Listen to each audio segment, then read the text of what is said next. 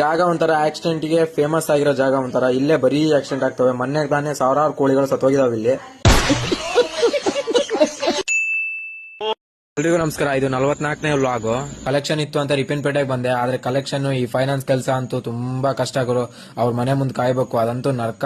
ಕೆಲವೊಂದ್ಸಲ ಮನೇಲಿ ಇದ್ರೂ ಬರಲ್ಲ. ಅಕ್ಕಪಕ್ಕದವರು ಸುಳ್ಳು ಹೇಳ್ತಾರ ಗುರು, ಅಲ್ಲಿ ಮನೇಲಿಲ್ಲ, ಎಲ್ಲೋ ಹೋಗಿದ್ದಾರೆ, ಅವ್ರು ಬಂದಿಲ್ಲ. ಕೆಲಸ ಮಾಡಕ್ ಇಷ್ಟ ಇಲ್ಲ ಅಂದ್ರೂ ಮಾಡ್ಲೇಬೇಕು. ಏನ್ ಮಾಡಕ್ ಬರಲ್ಲ, ಪರಿಸ್ಥಿತಿ ತಕ್ಕಂಗೆ ಇರ್ಬೇಕು. ಏನ್ ಮಾಡಕ್ಕೂ ಆಗಲ್ಲ. ಒಂಥರ ಈ ನಾಯಿ ತರನೇ ಆಗೋಗಿದೆ. ಇದು ಜೀವನ ಅಲ್ಲ ಕಲ, ಬದುಕಿಸ್ತೆ.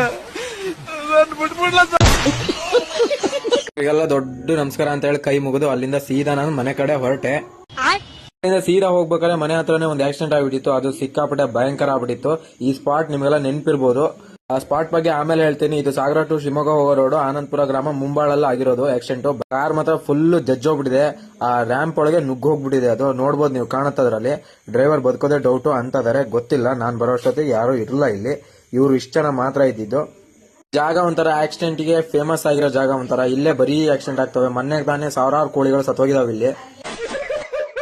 ಒಂಥರ ಡೇಂಜರ್ ಸ್ಪಾಟ್ ಅಂದ್ರೂ ತಪ್ಪಾಗಲ್ಲ. ಇಲ್ಲಿ ಬರೀ ಆಕ್ಸಿಡೆಂಟ್ ಆಗ್ತಾ ಇರ್ತವೆ. ಆಕ್ಸಿಡೆಂಟ್ ಗೆ ಅಂದ್ರೆ ನಮ್ಮೂರೇ ಅಂತಾನೆ ಹೇಳ್ಬೇಕು, ಆತರ ಆಗಿದೆ.